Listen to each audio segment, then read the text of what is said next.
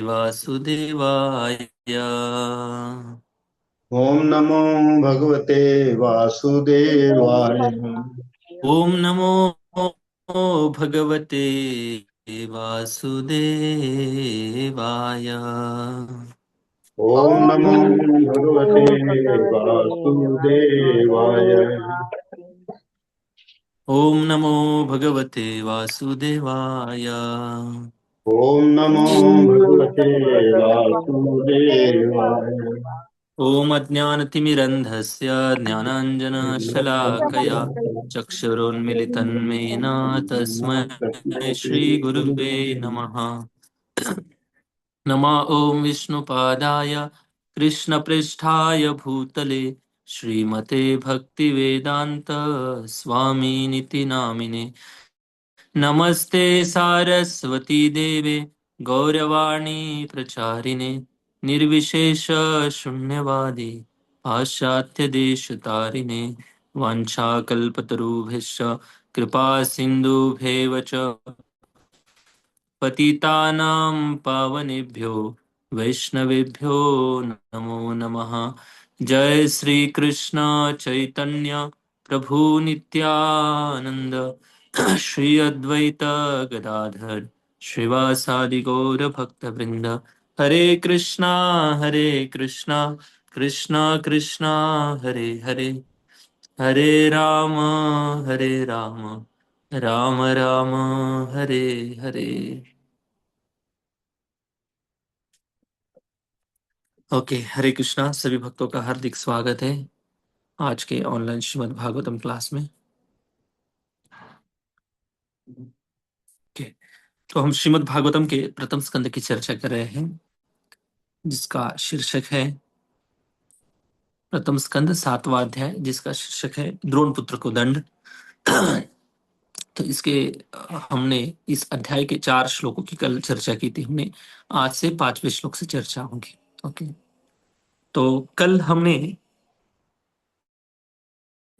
कि किस प्रकार से नारद मुनि व्यासदेव जी को श्रीमद् भागवतम लिखने के लिए उपदेश देने के बाद जब चले गए, उसके बाद व्यासदेव जी ने क्या किया, ये प्रश्न शौनक ऋषि सूत गोस्वामी को पूछ रहे हैं। ठीक है, क्लियर है सबको? फिर हम आगे बढ़ सकते हैं। ठीक है ना? हाँ, शौनक ऋषि सूत गोस्वामी का प्रश्न पूछ रहे कि व्यासदेव जी ने क्या किया, फिर उसके बाद भागवतम लिखा या नहीं लिखा, क्या हुआ आगे जाकर। ये इतिहास के बारे में पूछ रहे हैं। तो कल हमने चर्चा किया कि किस प्रकार से व्यासदेव जी शम्याप्रास नाम का उनका आश्रम है बद्रिकाश्रम में, और सरस्वती नदी के तट पे है।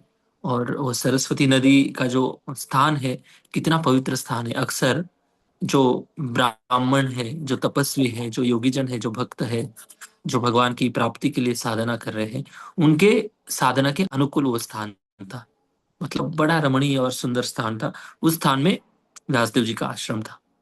और उस आश्रम में फिर व्यासदेव जी ने क्या किया, आश्रम में बैठकर उन्होंने जल उपस्पर्श उपस्पर्श मतलब जल से उन्होंने आचमन किया। आचमन करने के बाद उन्होंने भगवान के ऊपर अपना मन केंद्रित किया। अभी मन केंद्रित करना इसलिए पड़ा उनको कि एक तो है शास्त्र अलग अलग लिख चुके थे, वो एक कन्फ्यूजन था उनके माइंड में। दूसरा, नारद मुनि ने इतने सुंदर बात उनको बताई। फिर उन्होंने सोचा कि चलो भगवान पर ध्यान कर लेते, भगवान का चिंतन कर लेते हैं। तब जाकर वो आगे उन्होंने भागवतम लिखना शुरू किया। वो एक बात आती है। फिर व्यासदेव जी जैसे ध्यान में चले गए, तो ध्यान में सीधा समाधि में चले गए कुछ ही समय में। तो समाधि अवस्था में जाने के बाद उनको क्या क्या दिखा, इसका वर्णन कल कुछ श्लोकों में हमने देखा था। कोई बता सकता है व्यासदेव जी ने जब ध्यान किया तो ध्यान में उन्होंने क्या क्या देखा? भगवान की बहिरंग शक्ति। हाँ, सबसे पहले क्या देखा?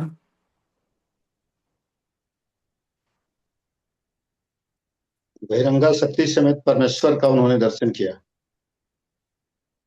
हाँ, सबसे पहले भगवान का दर्शन किया, और उसके बाद माया का भी दर्शन किया, बहिरंगा शक्ति का भी दर्शन किया। लेकिन वो बहिरंगा शक्ति कैसी थी? तदप आश्रय, मतलब भगवान के आश्रय में थी।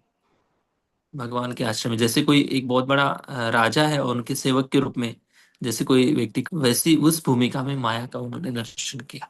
मतलब पूरी तरह से भगवान के ऊपर आश्रित थी, मतलब भगवान की आज्ञा से सेवा करती है। ये बात व्यासदेव जी ने ध्यान में देखी। ये हमने चौथे श्लोक में देखा था।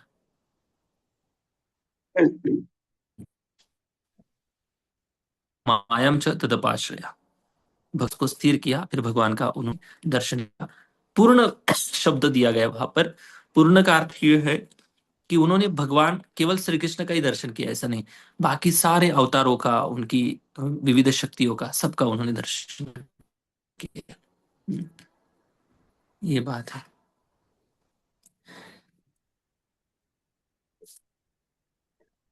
ठीक है। आज बहिरंगा शक्ति का कैसे जीवात्मा के ऊपर एक बहुत बड़ा हम्म, भयानक प्रभाव है, वो व्यासदेव जी ध्यान में देखते देखते उसको। 5 नंबर श्लोक। यया सम्मोहितो जीव यया सम्मोहितो जीव आत्मानं त्रिगुणात्मकम् आत्मानं त्रिगुणात्मकम् परोऽपि मनुतेर्नर्थम् करोति मन्ते अनर्थम् तत्कृतं चाभिपद्यते। तत्कृतं चाभिपद्यते। हाँ, यह मतलब जिससे, जो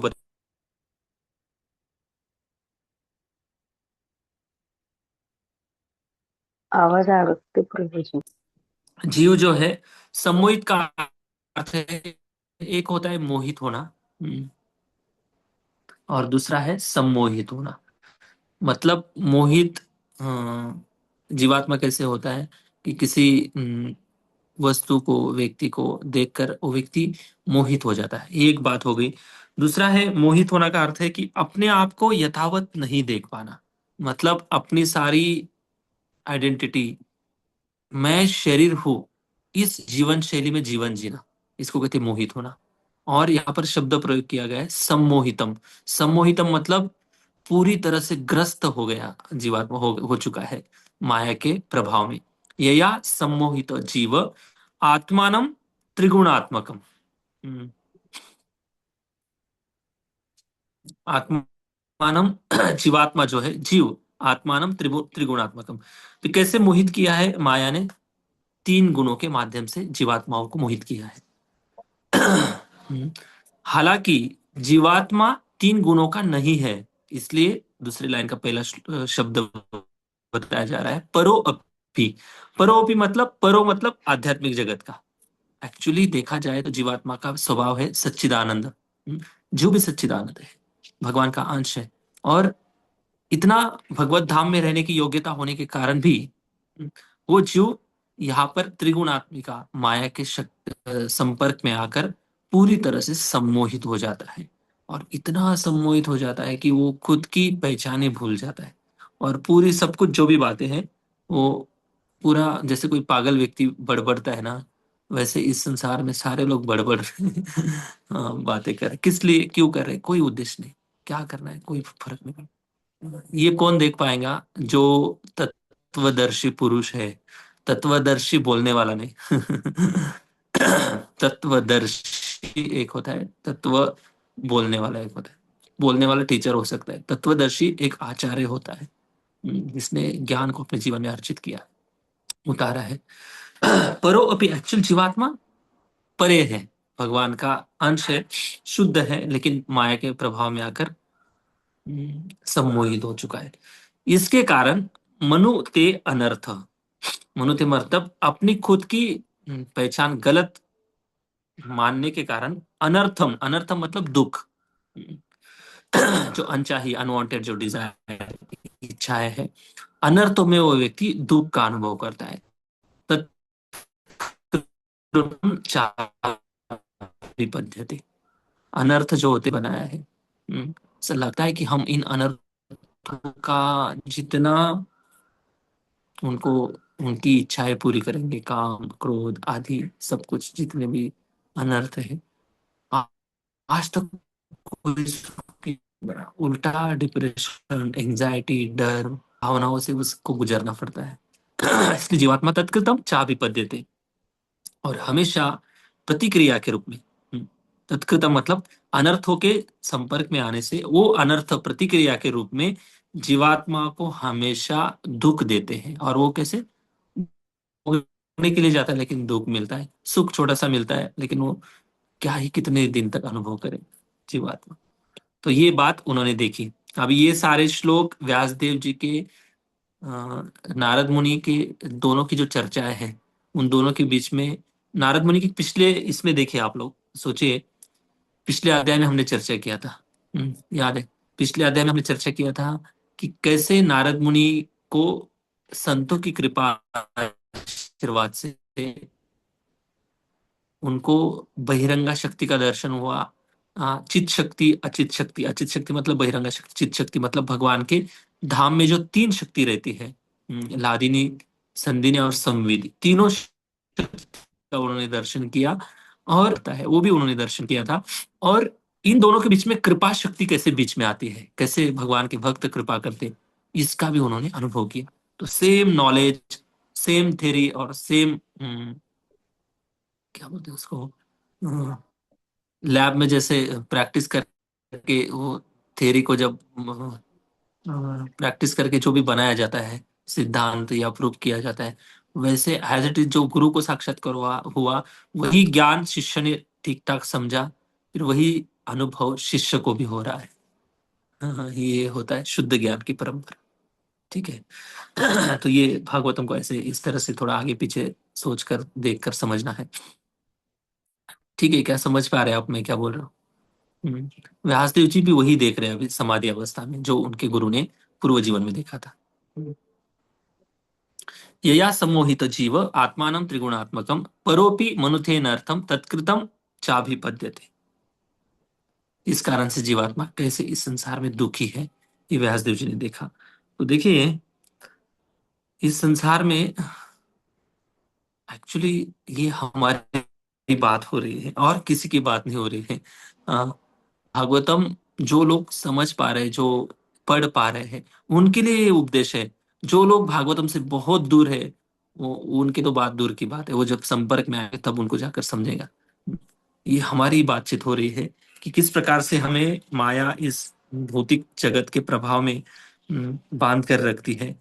और ये इतनी शक्तिशाली माया है कि इस माया को ही हमने इतना सब कुछ मान लिया कि मायावी जगत ही हमें एक दिन सुखी बनाएंगे। हम्म, फिर भक्ति का आश्रय नहीं लेने देती माया, बार बार बार बार अनेक अनेक प्रकार के प्रलोभन डालती है और मोहित करके रखती है। तो इतना कठिन है माया से निकलना, बहुत ज्यादा कठिन है। लेकिन जीवात्मा की शक्ति इतनी छोटी सी शक्ति है, क्या ही वो अपनी शक्ति के बल पर इस माया के प्रभाव से निकल पाएगा? कोई संभावना नहीं। जैसे छोटा बच्चा है, थोड़ा बहुत चलने का प्रयास करता है, फिर गिर जाता है, फिर चलने का प्रयास करता है, फिर गिर जाता है, फिर बार बार चलता है, गिरता है, चलता है, गिरता है। लेकिन गिरना और चलना, ये जो प्रैक्टिस है, उसकी उसके लिए प्रैक्टिस है। गिरना मतलब वो हमेशा के लिए गिर गया, ऐसा नहीं। वो प्रैक्टिस इसलिए कर रहा है कि मैं एक दिन परफेक्ट हो जाऊं चलने के लिए, इसलिए प्रैक्टिस कर रहा है। और ये माँ जैसे देखती है, चलने का प्रयास कर रहा है, फिर गिर जाता है, चलने का प्रयास कर रहा है, फिर गिर जाता है। जैसे माँ उसको, एक बच्चे को एक कौतूहल की भावना से या बड़े अच्छे भाव से देखती है कि एक दिन बढ़ जाए, चलने लग जाएगा, वैसे ही भगवान भी भक्त को, साधक को वैसे देखते हैं। साधक कैसे अभी चलना शुरू किया है, चलते चलते कुछ फिसल जाता है, भक्ति छोड़ देता है, कभी दूर चला जाता है, फिर से भक्ति में आ जाता है। तो ये जो भगवान, अगर किसी साधक के जीवन में भगवान देख रहे हैं और भगवान उसको भक्ति में फिर से किसी न किसी बहाने से लेके आ रहे हैं, तो सच में वो व्यक्ति जल्दी भगवत प्राप्ति कर लेगा। क्योंकि ये भगवान की कृपा है। भगवान बार बार चाह सकते हैं, किसी को छोड़ते नहीं भगवान, बस प्रयास जारी है, प्रयास करते रहो। जब वो गिरता है, चलते चलते प्रैक्टिस करते करते फिर से पश्चाताप होता है, फिर से उसकी अ, तैयारी करता है आगे बढ़ने की। जो लोग परीक्षा किसकी होती है? भगवान माया के द्वारा कभी कभी परीक्षा लेते हैं। भगवान कभी कभी उनके कर्म के द्वारा परीक्षा ली जाती है। भगवान कभी कभी खुद आकर परीक्षा लेते हैं। और इन सबकी परीक्षा की जो लेवल है, सबकी अलग अलग है। तो समझो भगवान अगर किनकी परीक्षा में ले रहे हैं, माया के द्वारा हो, कर्म के द्वारा हो, या खुद लेते हैं, तो सच में उस जीवात्मा को भगवान चाहते हैं कि इसको किसी न किसी बहाने से इन सारी आसक्तियों से निकाल ले, और मेरे चरण में आ जाए। भगवान चाहते हैं। तो ये जो माया का जो प्रभाव है ना, बहुत बहुत डेंजर प्रभाव है। और दुर्गा माता जो है, मतलब माया देवी जो है, ये माया देवी चाहती है कि आप मुझे माँ मत मानो।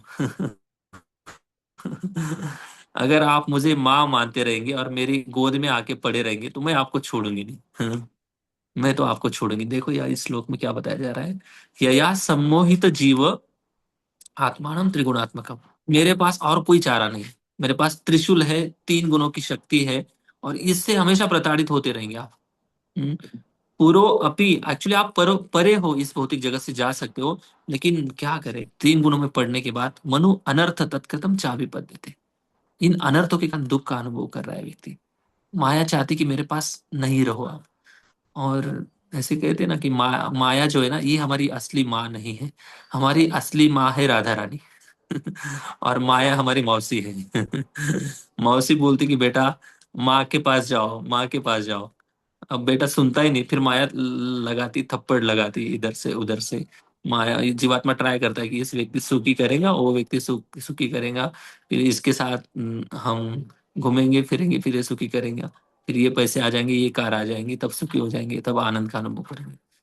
भाई सुख वस्तुओं में अगर होता, तो फिर लोग कितने कुछ सुखी हो जाते। अलग अलग व्यक्तियों में अगर सुख होता, कितने लोग सुखी हो जाते। हम्म, तो इनमें सुख नहीं है, इन सारी बातों में। इसलिए माया बताती कि माया जानबूझकर दुख देती है। सुख थोड़ा सा देती है और दुख ज्यादा देती है। फिर दुख की परेशानी से भी क्यों ना हो, कम से कम उस बहाने से भगवान का ज्यादा आश्रय ले ले, भगवान की चरणों में आ जाए, और असली जो हमारी माँ है राधा रानी, उसकी चरणों में आश्रित हो जाए। हम्म। ये जो शक्ति है, माया शक्ति, बहुत बड़ी प्रबल शक्ति है। और इस शक्ति से निकलना है, तो बहुत बहुत कम शक्ति है हमारे पास, इस शक्ति, माया शक्ति के प्रभाव से निकलने के लिए। इससे एक ही व्यक्ति निकाल सकते हैं, वो है भगवान। और उनको, वो कब निकालेंगे हमें? जब उनको हम पुकारेंगे, कि भगवान हमारी रक्षा करो, प्लीज हमें निकालो, हमें कृपा दे दो, आप इस माया से निकालो। कभी हम चांटिंग करते समय सोचते हैं कि प्रभु हमें माया से निकालो? हमें याद ही नहीं आती कि अभी माया में है। चलो, अगर वो शुद्ध भक्ति कर रहे, भक्ति के तरंगों में जी रहे, तो ठीक है, माया की याद नहीं आएगी। लेकिन सच में जिनको पीड़ा है, जिनको अलग अलग परिस्थिति से व्यक्ति गुजरता है, वो बहुत तीव्रता से भगवान को पुकारता है, और भगवान को बोलता है कि प्रभु मुझे फिर से मत इस माया में डालो, मुझे हमेशा के लिए इस भौतिक संसार से बाहर निकालो, आपके चरणों का मैं आश्रय लेना चाहता हूँ। तो ये प्रार्थना करनी चाहिए भगवान से। जब पुकारेंगे तब भगवान भी हमें निकालेंगे। तो इसको, एक तीव्र प्रार्थना ही भगवान को आकर्षित कर सकती है। छोटी मोटी गोली चलाने से ये काम नहीं चलेगा, भगवान को पुकारना पड़ेगा। हम्म, हम इस संसार से निकलना चाहते हैं प्रभु, तो भगवान वैसी योजना बनाएंगे, वैसे आपको भक्त देंगे, वैसे आपकी श्रवण कीर्तन की व्यवस्था करेंगे। जो भी है, आप भगवान से प्रे करो, आपके लिए भगवान सब कुछ करेंगे। हम्म, अगर नाम ले रहे हैं, तो नाम के प्रभाव से सब संभव है। तो ये जो माया है, बड़ी शक्तिशाली माया है।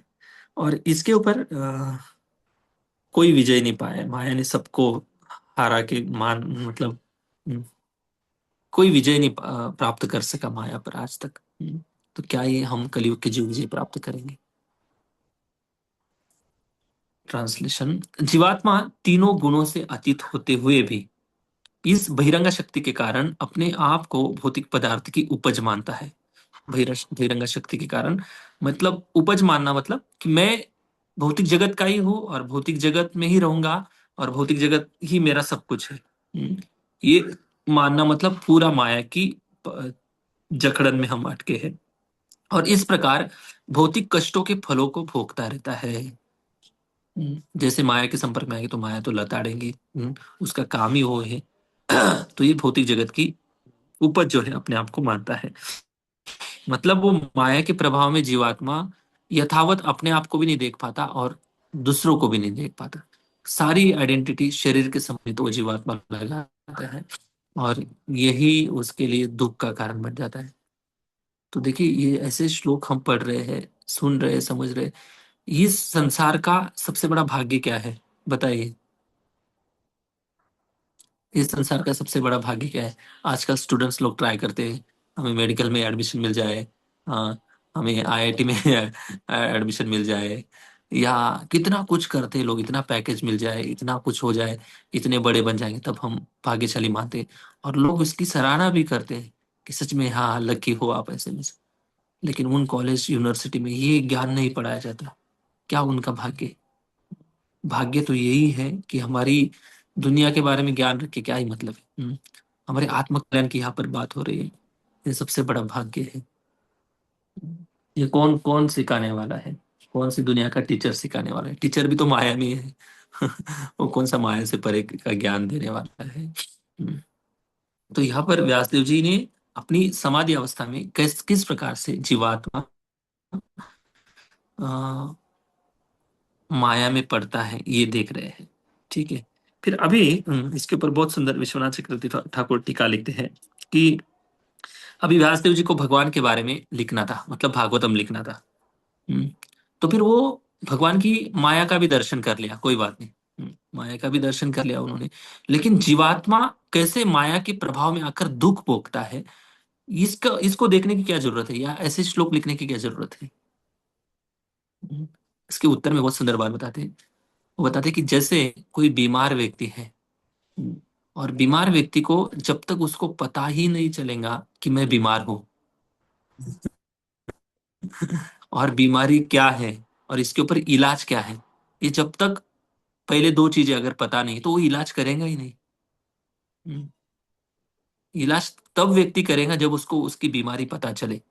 और बीमारी क्या है वो पता चले। हम्म, मैं बीमार हूं पहले स्वीकार करना चाहिए। तो इसको स्वीकार करने के लिए जीवात्माओं के लिए भागवतम लिखा जा रहा है ना। भगवान का गुणगान किन के लिए लिखा जा रहा है? हम जैसे पतित जीवों के लिए लिखा जा रहा है।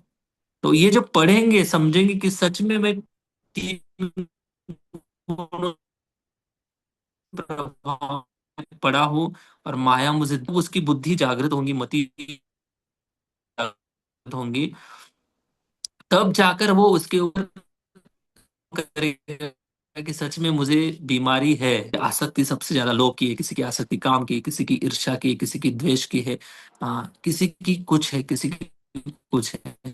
डिटेल्स में सबकी कम ज्यादा हो सकती है, लेकिन बीमार तो सब है। जब समझेगा कोई कि मुझे ये बीमारी हुई, अच्छे से डायग्नोस करके जब समझेगा तब जाकर इलाज हो। हम्म, तो इलाज खाली भगवान की मधुरिमा बताने से कुछ थोड़ी काम चलेगा।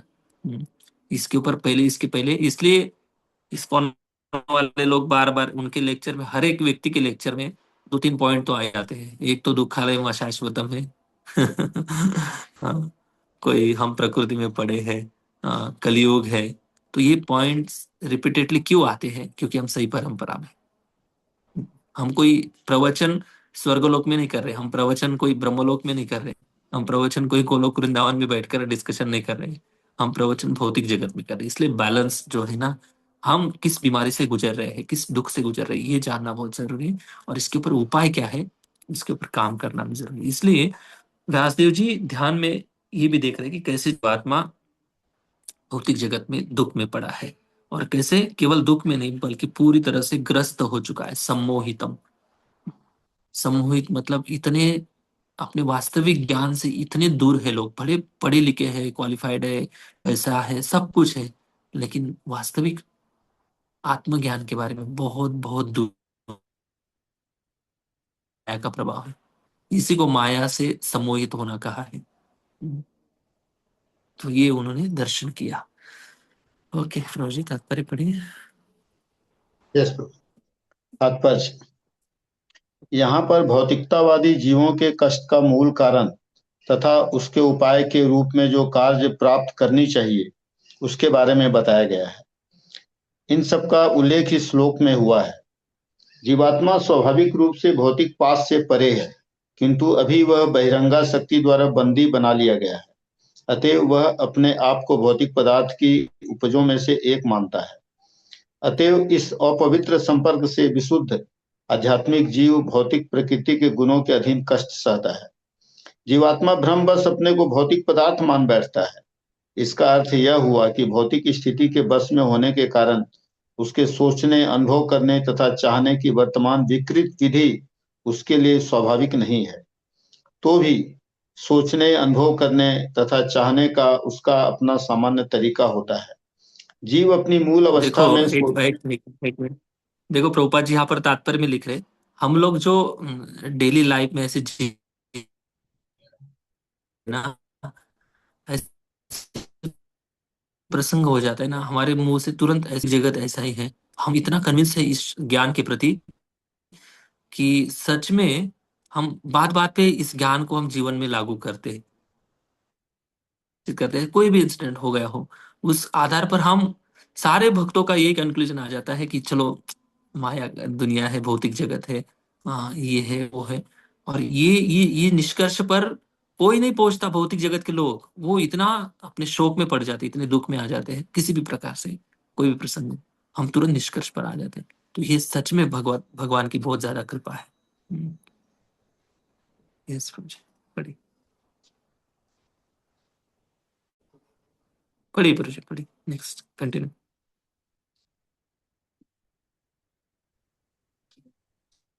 हरे कृष्ण। यस पढ़ो प्रभु जी। हरे, हाँ पढ़िए पढ़िए। जीव अपनी मूल अवस्था में सोचने, अनुभव करने तथा चाहने की शक्ति से रहित नहीं होता। वास्तविक ज्ञान अज्ञान से ढका रहता है। इस प्रकार यहाँ इस सिद्धांत का खंडन हो जाता है कि जीवात्मा परम निराकार ब्रह्म है। ऐसा हो नहीं सकता, क्योंकि जीवात्मा की अपनी मूल अबद्ध अवस्था में भी अपनी चिंतन शैली होती है। वर्तमान बद्ध अवस्था बहिरंगा शक्ति के प्रभाव के कारण है, जिसका अर्थ यह है कि परमेश्वर पृथक रहते आते हैं और मोहमयी शक्ति माया पहल करती है।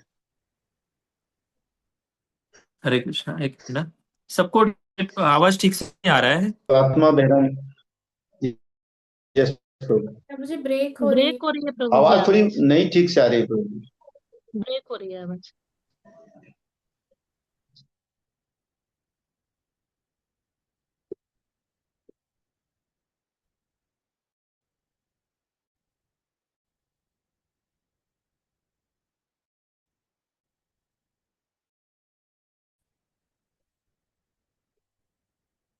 हरे कृष्णा, हरे कृष्णा, हरे कृष्णा। हरे कृष्ण। अभी तो आ रही है प्रभु जी। हरे कृष्णा प्रभु जी। आवाज सबको ब्रेक होते हुए आ रही थी प्रभु जी की आवाज। हाँ जी प्रभु जी, हाँ आपकी भी आ रही थी ब्रेक होकर के। भी आ रही थी प्रभु हम्म, जी। तो अभी ठीक से आ रही होंगी शायद। हाँ आ रही है। ओके प्रभु जी, पढ़िए।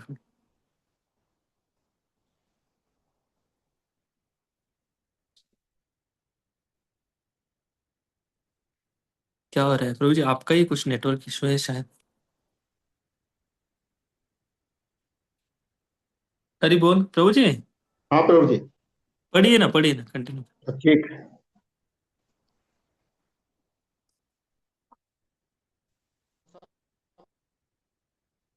बहिरंगा शक्ति के प्रभाव के कारण शायद उनका नेटवर्क प्रॉब्लम, प्रभु जी आपका नेटवर्क इशू है, ठीक है। भाव के हाँ कारण है, जिसका प्रभु अर्थ जी रुक जाइए, हरे मोहमयी कृष्णा। शक्ति हरे कृष्णा प्रभु जी, आप फिर से रिज्वाइन करो।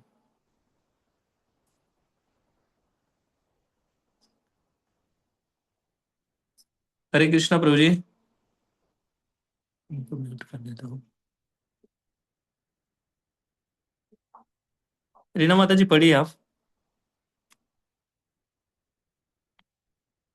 जी प्रभु जी।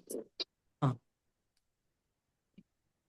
जीव अपनी मूल अवस्था में सोचने, अनुभव करने तथा चाहने की शक्ति से रहित नहीं होता। भगवद गीता में भी पुष्ट हुई है कि बद्ध जीव का वास्तविक ज्ञान अज्ञान से ढका रहता है। इस प्रकार यहाँ इस सिद्धांत का खंडन हो जाता है कि जीवात्मा परम निराकार ब्रह्मा है। ऐसा हो नहीं सकता, क्योंकि जीवात्मा की अपनी मूल अवध अवस्था में भी अपनी चिंतन शैली होती है। वर्तमान बद्ध अवस्था बहिरंगा शक्ति के प्रभाव के कारण है, जिसका अर्थ यह है कि परमेश्वर पृथक रहते आते हैं और मोहमयी शक्ति माया पहल करती है। भगवान कभी नहीं चाहते कि जीवात्मा बहिरंगा शक्ति द्वारा भरमाया जाए। बहिरंगा शक्ति भी इस तथ्य से भली भांति परिचित है, किंतु वह अपनी मोहिनी शक्ति से विस्मृत जीव को भरमाए रखने का अकृतज्ञ कार्य करती है। भगवान ब्राह्मिका शक्ति के कार्य में कोई बाधा नहीं डालते, क्योंकि उसके ये कार्य बद्ध जीव को सुधारने के लिए आवश्यक होते हैं। कोई स्नेहिल पिता नहीं चाहता कि अन्य को हाँ, बद्ध जीव कुछ के बोले। लिए सुधारने के लिए भगवान के द्वारा पूरी प्लान करके माया को नियोजित किया गया है। हाँ, ऐसा नहीं कि माया कोई यहाँ पर अकृतज्ञ मतलब थैंकलेस, कोई उसको थैंक यू नहीं कहता है। हाँ, मौसी अगर मार पीट कर बोल रही माँ के पास जाओ, मौसी को कोई थैंक यू नहीं करेगा। वो बच्चा भ्रम के कारण मौसी को ही माँ बोल रहा है, और मौसी बोलती कि नहीं मैं आपकी माँ नहीं, वो माँ के पास जाओ, माँ तो राधा रानी है, राधा रानी के पास दैवी प्रकृति में आश्रिता। दैवी प्रकृति मतलब राधा रानी के संपर्क में जाओ, तब जाकर आपका कल्याण होगा।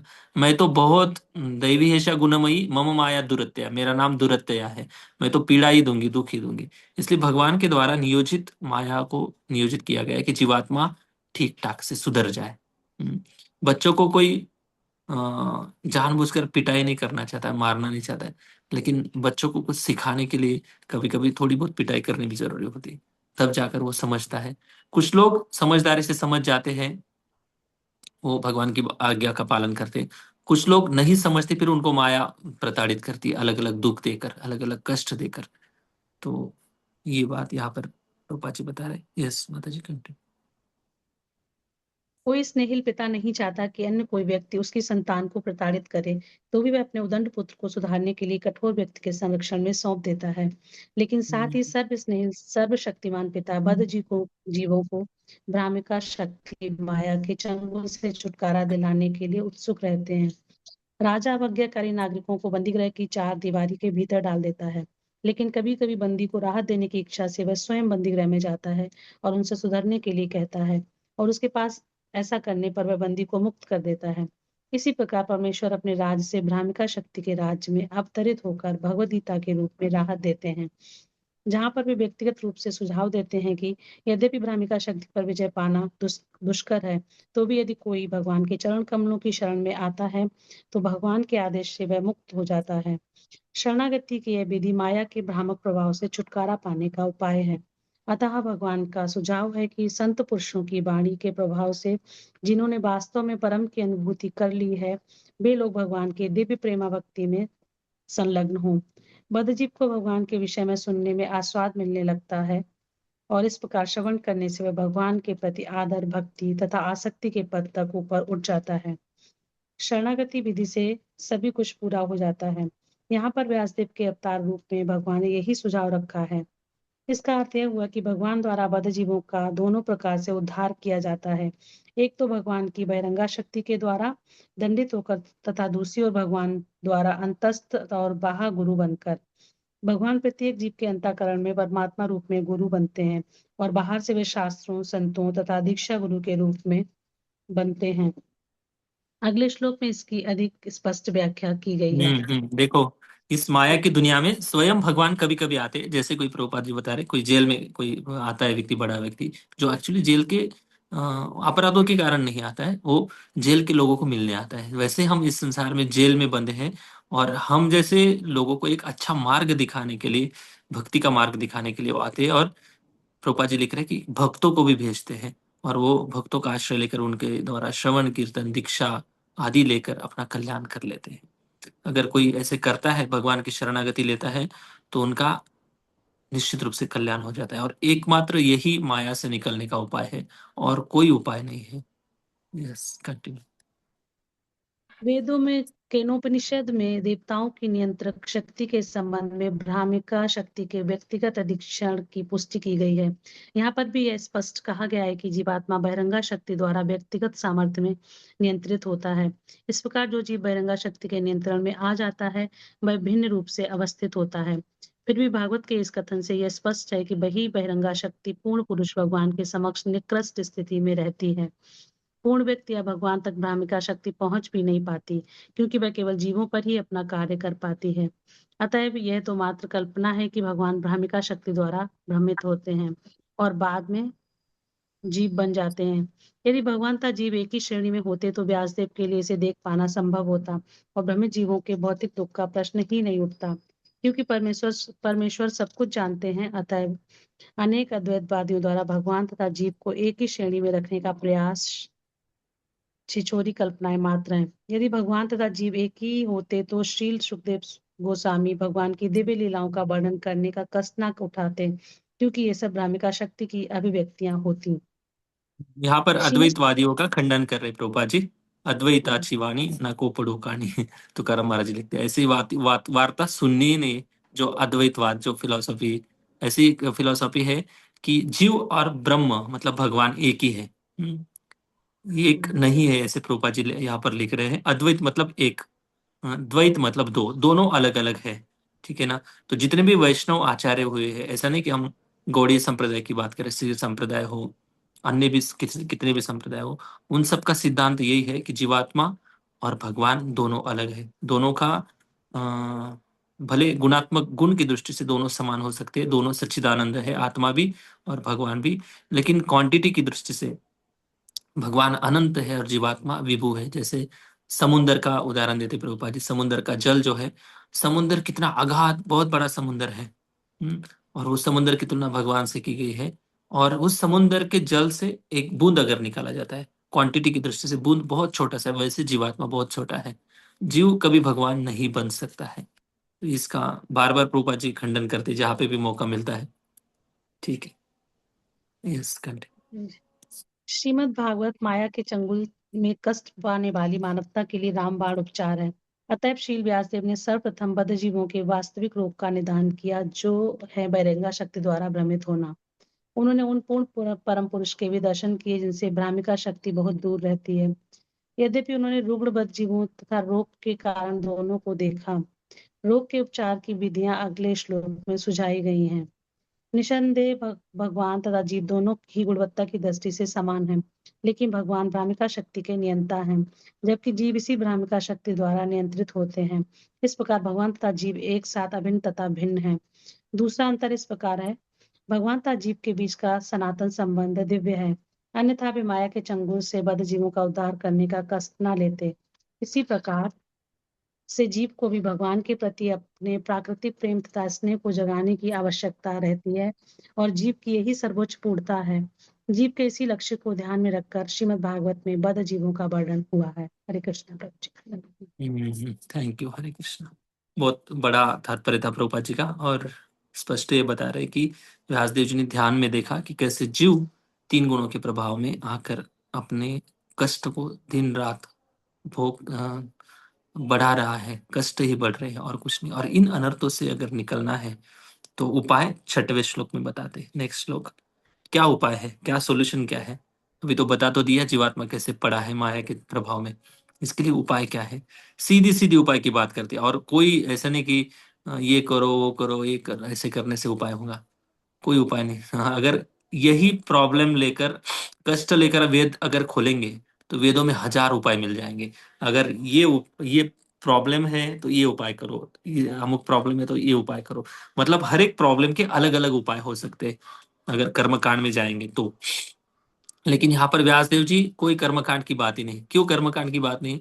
जिनको भागवतम पढ़ना है, जिनको भागवतम समझना है, उनको 1.1.2 जो दूसरा श्लोक है, भागवतम के पहले कैंटो का दूसरा श्लोक है, पहले अध्याय का दूसरा श्लोक, धर्म प्रोजित कैतवत्र, वहां पे कट कर दिया है भाई। यहाँ पर ना कोई कर्म कांड की बात होगी, ना उपासना कांड की बात होगी, ना उपनिषदों की बात होगी।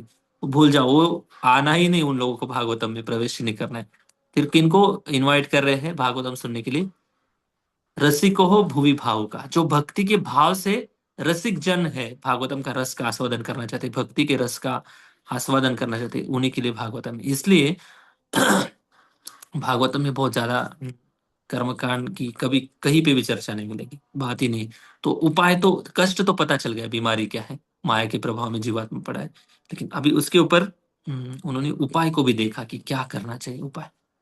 देखिए, भागवतम लिखने से पहले पूरा सोच समझ कर भागवतम लिखा गया है। ऐसा नहीं कि नारद मुनि ने बता दिया फिर चले गए फटाफट लिख दिया, जैसे लेक्चर कोई देने वाला होता है, नोट्स बनाते फिर उसको प्रिंट करके बुक बना देते, ऐसा नहीं। लिखने वाले ने पूरा सोचा है, समझा है, उपाय भी देखा है, और ये भगवत प्रेरणा से सब कुछ हो रहा है। तो देखिए उपाय क्या निकाले व्यासदेव जी ने। अनर्थो उपशमम साक्षात, अनर्थोपशमं साक्षात् भक्ति योगम अधोक्षजे, भक्ति भक्ति योगम योगम अधोक्षजे, लोकस्या जानतो विद्वांस, लोकस्य अजानत विद्वान्, चक्रे सात्वत संहिताम। चक्रे चक्रे सात्वत संहिताम्। हाँ, अनर्थ उपशमम साक्षात। अनर्थ जो है मतलब जो हृदय में अनर्थ है, उनके कारण जीवात्मा दुखी है।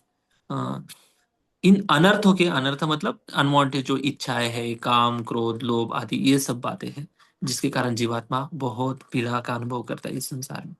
अनर्थ उपशमम साक्षात, इनका निवारण, उपशमम मतलब पूरा शमन करना है, उसको जड़ से निकालना है।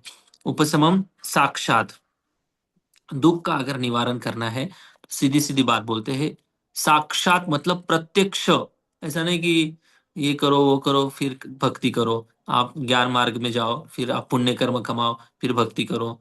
ऐसी बात नहीं बोल रहे व्यासदेव जी, सीधी सीधी बात बोल रहे। साक्षात मतलब प्रत्यक्ष रूप से, भक्ति योगम अधोक्षजे।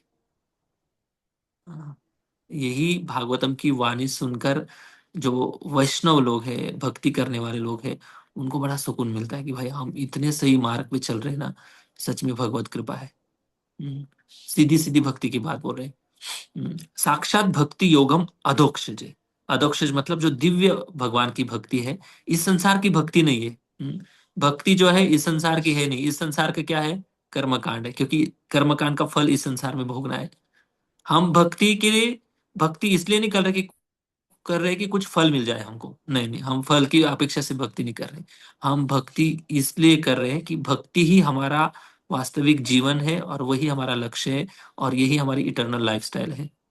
शाश्वत जीवन शैली जो है, भक्ति ही हमारी जीवन शैली है। और वो कहाँ पर करनी है, यहाँ पे जितना दिन तक शरीर में हम हैं, अच्छे से भक्ति करके भगवत धाम जाना है, वहां पे वही जीवन शैली है भक्ति की। इसलिए साक्षात भक्ति योगम अधोक्षजे, छोटे मोटे उपाय नहीं कर बता रहे। अधोक्षज मतलब पूरा विश्वास रखना है। अध उक्षज, अक्ष मतलब आंखें, जो हमारी आंखों के अनुभव से परे है भक्ति। हम्म, हमने ना भगवान को देखा है, ना भक्ति का रियलाइजेशन है। तो ऐसे अधोक्षज, जो दिव्य है भगवान की भक्ति, भगवान भी दिव्य है, तो इन दोनों के बीच में गुरु आते हैं। गुरु को भौतिक जगत का भी अनुभव है और आध्यात्मिक साक्षात्कार भी है। ऐसे भक्तों के वचनों का अगर अनुगमन करते हैं, पालन करते हैं, तो निश्चित रूप से भगवत धाम की प्राप्ति हो सकती है। इसलिए साक्षात भक्ति योगम अधोक्षजे। और इस भक्ति योग के माध्यम से निश्चित रूप से अनर्थ उपशमन हो जाएंगे। अनर्थों का उपशमन भक्ति योग के माध्यम से ही संभव है, और कोई संभव नहीं, और कोई संभावना नहीं है। फिर वो बताते कि लोकस्या जानतो, इस भौतिक संसार के लोग, इस उपाय को कौन जान रहा है, किसको पढ़िए इस उपाय, इस अनर्थ हो, मेरे अंदर अनर्थ है, मैं ऐसा हूं मैं वैसा हूं। अगर कोई थोड़ा भी बोल देता है लोगों का ईगो हर्ट हो जाता है लेकिन है तो वही ना, वास्तविक रूप से क्रोधी है, लोभी है, हम लोग सब सब दुर्गुणों से भरे हैं। थोड़ा भी कोई दुर्गुण बता देता है तो इतने हर्ट हो जाते लोग कि नहीं चाहते कि हमारा दुर्गुण कोई बताए। लेकिन जो स्वीकार कर लेता है उनके हृदय पर काम होना शुरू हो जाता है। जो स्वीकार नहीं करता है, क्या उनको डॉक्टर क्यों मेडिसिन देगा जानबूझकर? जबरदस्ती थोड़ी ना होती मेडिसिन की। वैसे ही जिन्होंने स्वीकार कर लिया है उनका कल्याण हो जाता है। लेकिन जन साधारण लोकस्या, लोकस्या मतलब सामान्य लोग, इस संसार के सामान्य लोग हैं जो अक्सर बहिरंगा माया शक्ति के कारण पूरी तरह से सम्मोहित है। लोकस्या अजानतो, इनको पता नहीं, अजानत जानना मतलब जानना, अजानता मतलब नहीं पता है उनको कि मेरे शुद्धिकरण का यही भक्ति योग ही एकमात्र उपाय है। हाँ, लोकस्या अजानतो विद्वांस, इन लोगों के लिए जो जानते नहीं है उनके लिए शाश्वत सात्वत संहिता, सात्वत मतलब ऐसे परम सत्य के प्रसंगों को, दिव्य लीलाओं को यहाँ पर चक्रे मतलब पूरी तरह से अच्छी तरह से संकलित किया हुआ है। और ये वैदिक जो साहित्य है, वैदिक साहित्य का एक सार है। और ये जो भागवतम लिखा जा रहा है, लोकस्य अजानतो, इन जिन लोगों को ये पता नहीं है उनके लिए भागवतम लिखा जा रहा है। उनको दुख का कारण क्या है उनको पता नहीं है। और वो काम करना भी नहीं चाहते हैं। इसलिए हम लोग बुक डिस्ट्रीब्यूशन करते हैं, इसलिए हम लोग इतना सारा प्रचार करते हैं। और प्रचार में ये भी बताना ही पड़ता है कि भाई हम दुखमय संसार में हैं, इसके लिए उपाय यही एकमात्र उपाय है। और हम कोई मन की बात नहीं बताते, ये साक्षात व्यासदेव जी ने लिखा हुआ है। फिर व्यासदेव जी ने कोई बताएगा, इतने सारे शास्त्र भी लिखे, बाकी तो पुराण लिखे हैं। शिव जी का पुराण लिखा है, देवी का पुराण लिखा है, अलग अलग पुराण लिखे हैं। और वेदों में तो इतना सारी बात बता दी है। उनको एक ही उदाहरण देना है, हमेशा याद रखो। कोई कंफ्यूजन अगर में डालता है ना हमको, तो उनको एक ही उदाहरण देना है कि जैसे कोई, हाँ, किसी ने कोई एक दूसरे व्यक्ति को एक सेवा बताई या काम बताया, जो भी है, मार्केट में जाना है। और मैं अक्सर आलू का उदाहरण देता हूँ क्योंकि मैं किचन में सेवा करता हूँ, इसलिए मुझे वही याद आते हैं सब अगर किसी ने हमने मैंने बोला किसी को, एक प्रभु जी को, कि आप 5 किलो आलू लेकर आओ। हाँ, तो वो निकल गया, अभी सुनकर चला गया। और कुछ दूरी पर गया होगा, 100-200 मीटर पर। फिर मैं उनको कॉल करता हूँ कि अरे प्रभु जी, 5 किलो से काम नहीं होगा, बस लोग थोड़े ज्यादा प्रसाद बनाना है तो 10 किलो लेके आना है। तो वो व्यक्ति जब आलू लेकर आएगा, तो आपके मत के अनुसार कितना आलू लेके आना चाहिए उसने? 5 किलो लेके आना चाहिए कि 10 किलो लेके आना चाहिए? 10 किलो। 10 किलो। 10 किलो, स्वाभाविक रूप से 10 किलो लेके आना चाहिए। अगर वो 5 किलो ही लेके आता है तो फिर उसके दिमाग खराब है या ठीक से सुनता नहीं है, जो भी है, प्रॉब्लम उसके अंदर है। हाँ? तो ये सिंपल उदाहरण है, इससे ये समझाना है कि व्यासदेव जी ने शास्त्र तो बहुत लिख दिए, हम्म, लेकिन अंतिम जो संदेश होता है ना, वही इंपॉर्टेंट होता है। अंतिम संदेश वही महत्वपूर्ण होता है। हम्म, तो वैसे ही जैसे आलू लेने वाले भक्तों को बोला कि 10 किलो लेके आओ, तो 10 किलो आलू यही इंपॉर्टेंट संदेश है। बाकी 5 किलो उसमें ऑलरेडी ऐड है। जरूरत नहीं है अलग से 5 किलो लेके आने की। वैसे ही है, श्रीमद् भागवतम को ही प्रमाण क्यों माना गया है?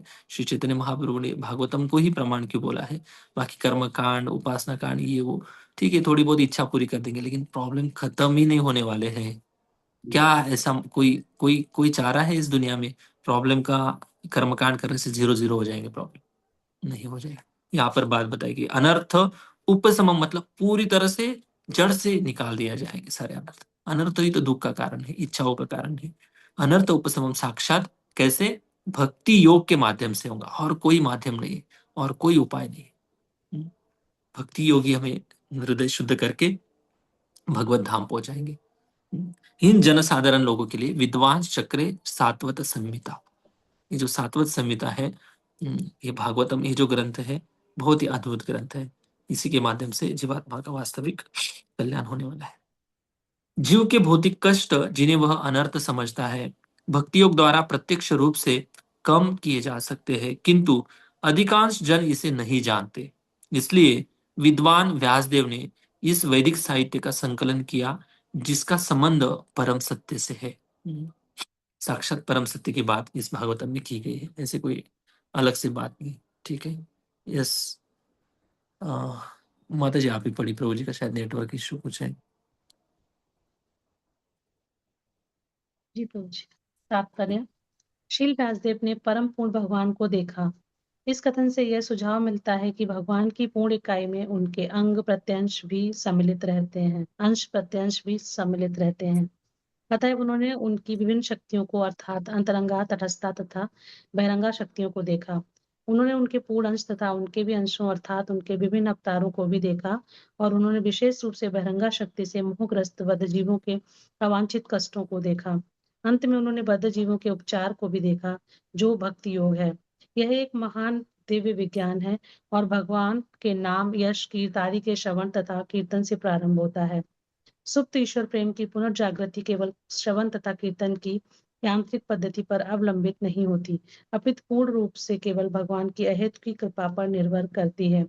जब भगवान भक्त की निष्ठा से पूर्ण रूप से प्रसन्न होते हैं, तब वे उसे दिव्य प्रेम में सेवा प्रदान कर सकते हैं। लेकिन श्रवण तथा कीर्तन की संस्तुति विधियों से भी भौतिक जगत के व्यर्थ तथा अवांछित दुखों को तुरंत कम किया जा सकता है।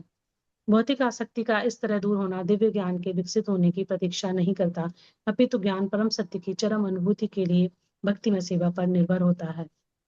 हरे कृष्ण प्रभु जी। हरे कृष्णा। हाँ, तो व्यासदेव जी ने विभिन्न अवतारों को भी देखा। इसलिए देखा क्योंकि अलग अलग अवतारों की जो महान लीला है, सुंदर लीला है, उनका भागवत में वो वर्णन करेंगे। फिर भगवान की मधुर लीला का भी आगे जाकर वर्णन करेंगे। और दूसरी बात यह पर बताई जा रही है कि इन अनर्थों से, इन दुख से अगर जड़ से निकलना है, कोई निवारण अगर कोई उपाय है, तो साक्षात भक्ति योग ही एकमात्र उपाय है। ठीक है, तो भगवत गीता पढ़ लीजिए, भगवान घूम फिर कर भक्ति योग पे ही आते हैं और भागवतम तो भक्ति योग से ही भरा है पूरा। तो इसलिए हम जो भक्ति कर रहे हैं एकदम 100% क्या बोलते हैं उसको, ऑथेंटिक और बोनाफाइड मार्ग पर हम चल रहे हैं। ठीक है, इधर उधर के लोगों से सुनकर भ्रमित बिल्कुल नहीं होना है। हरे कृष्ण। जय श्री प्रभुपाद की जय। ग्रंथराज श्रीमद् भागवत महापुराण की जय। आज 2 श्लोक हुए हमारे, मैं सोच रहा था 9 3 4 कर लूं, कल करेंगे। कोई प्रश्न है? यस, हरी हरी। म्यूट हो आप माता जी। हरे कृष्ण प्रभु जी। हरे प्रभु जी, कृष्ण। ऐसा बताया, स्टार्टिंग में सब कहते हैं कि भगवान से प्रार्थना करनी चाहिए, जितना हमारी प्रार्थना होती है गहरी, उतना जल्दी भगवान हम पे कृपा करते हैं। तो प्रार्थना कैसे करनी चाहिए, हमको तो यही नहीं पता है, हम तो भगवान के साथ प्रार्थना भी नहीं कर पाते, तो कैसे प्रार्थना करनी चाहिए प्रभु जी? प्रार्थना क्या करनी है? पहली बात तो ये है कि हमारे आचार्य ने इतने सुंदर सुंदर प्रार्थना के रूप में भजन लिखे हैं, उनका मनोभाव लेके वो पढ़ेंगे समझेंगे तब जाकर हम प्रार्थना कर पाएंगे। दूसरी बात ये है कि अगर हम अ, भगवत प्राप्ति करना चाहते हैं, ये अगर हमारा हमारा गोल है और उसकी अकॉर्डिंग तीव्र इच्छा भी है, तो जीवन में इतने सारे प्रसंग आते हैं कि वो व्यक्ति बिना कुछ किए भगवान के सामने हाथ ही जोड़ता है, प्रार्थना ही करता है। तो माया, अगर मैं वही बोल रहा था कि प्रार्थना वही व्यक्ति करेगा, माया तो ऑलरेडी प्रताड़ित कर रही है अलग अलग प्रकार के व्यक्तियों से, बीमारियों से, दुखों से, सुख से, जो भी है। तो व्यक्ति अगर भगवान को प्राप्ति का, भगवत प्राप्ति ये अगर उद्देश्य है, तो निश्चित रूप से भगवान को प्रार्थना करेंगे। और प्रार्थना की लेवल जो है हर एक दिन अलग अलग रहेंगे और भगवान से वो व्यक्ति वही मांगेगा, वही चाहेगा जो आचार्य ने मांगा है, अगर गोल हमारा भगवत प्राप्ति है तो। तो प्रार्थना जो है, मैंने ये लाइन बताई, ये श्लोक बोला, फिर आप लोग कुछ श्लोक बोलेंगे, प्रार्थना करेंगे, वो एक प्रार्थना, एक साधक अवस्था की, एक साधना भक्ति का वो एक अंग हो सकता है। लेकिन प्रार्थना मतलब हृदय से निकली हुई जो भावना है ना, यही भगवान को सबसे ज्यादा आकर्षित करेंगे। भगवान की कृपा को सबसे ज्यादा आकर्षित करेंगे। तो स्वाभाविक रूप से पहले उद्देश्य ठीक ठाक कर लेना चाहिए, हमारा भगवत प्राप्ति यही एकमात्र उद्देश्य है। फिर प्रार्थना अपने आप हृदय से निकलेंगी, अपने आप निकलेंगी। ऐसे कभी नहीं हुआ कि मैं भगवान के सामने गया और कुछ विचार ही नहीं आ रहे, ऐसे कभी संभव नहीं। भाई, जिसको भगवत प्राप्ति की लालसा लगी है ना, उसकी नींद उड़ जाएगी। भगवान चाहिए मुझे, क्यों नहीं चाहिए फिर ये संसार, मोहित हो रहे हैं हम मानते कि ये हमारे बच्चे हैं, हम मानते कि ये हमारे पति है, हम मानते कि ये हमारी पत्नी है, ये हमारे शरीर है, ये हमारी रक्षा करेंगे, ये हमें सुख देंगे। भौतिक जगत और माया हमें बार बार दिखाएंगे कि ये हमारे सुख का साधन नहीं है। ट्राई कर लो कितना भी, तो स्वाभाविक रूप से वो व्यक्ति भगवत प्राप्ति के लिए लालसा उत्पन्न होगी, भगवान को प्रार्थना करेगा। इसलिए इसके लिए सही सही प्रार्थना अगर करनी है तो स्वाभाविक रूप से भावना तब आएंगी जब हम नित्य रूप से श्रवण कीर्तन करते रहेंगे। ये बात है। भगवान को ये प्रार्थना करनी है कि भगवान इस दुखमय संसार से माया जाल से निकाल कर अभी आप हमें ऐसी कृपा करो ताकि हम हमारा ये जन्म आखिरी जन्म हो जाए, फिर से हमें किसी माँ के गर्भ में नहीं जाना है। किसी माँ के गर्भ में हमें नहीं जाना है, अभी सीधा भगवत धाम जाना है। तो इसमें कुछ लोग बोलेंगे कि ये स्वार्थ है, ये स्वार्थ नहीं है, ये तो जन्म सिद्ध अधिकार है हमारा, जीवात्मा का यही तो अधिकार है। जीवात्मा से अगर भक्ति अलग कर लेंगे तो उसका अस्तित्व ही क्या ही बचेगा। ये तो स्वाभाविक अधिकार है उसका। जैसे कोई मनुष्य है और उसकी परछाया हमेशा उसके साथ रहती है, वैसे ही आत्मा की भक्ति हमेशा उसके हृदय में सुप्त रूप से जीवित रहती है। तो ये तो उसका स्वाभाविक अधिकार है, और भगवत प्राप्ति के लिए भगवान से हम जरूर भगवत प्राप्ति, भगवत धाम मांग सकते हैं। ये तो हमारा असली गोल है, इसमें कोई स्वार्थ नहीं। Okay, Hare Krishna. Thank you प्रभु। प्रभु जी एक्चुअली ये ऐसे ये सब हम लोग करते हैं, पर मुझे ऐसा लगता है हृदय की गहराई से निकलता नहीं है, सब ऊपर ऊपर से होता है, मुझे ऐसा लगता है। हम्म। प्रार्थना जो करते हैं ना, वो भी ऐसा लगता है हृदय से नहीं है, गहराई से नहीं है, ऊपर ऊपर से है, ऐसा लगता है। तो इसके लिए वो भाव की कमी है एक्चुअली। वो प्रेम की कमी है शायद, बढ़ शरणागति जाएगा की या जो भी है। हाँ। ओके, हरे कृष्ण। और कोई प्रश्न है इसमें? हरे कृष्ण प्रभु, thank you. Okay, Hare Krishna. Thank you. जय श्री प्रभुपाद की जय। ग्रंथराज श्रीमद् भागवत महापुराण की जय।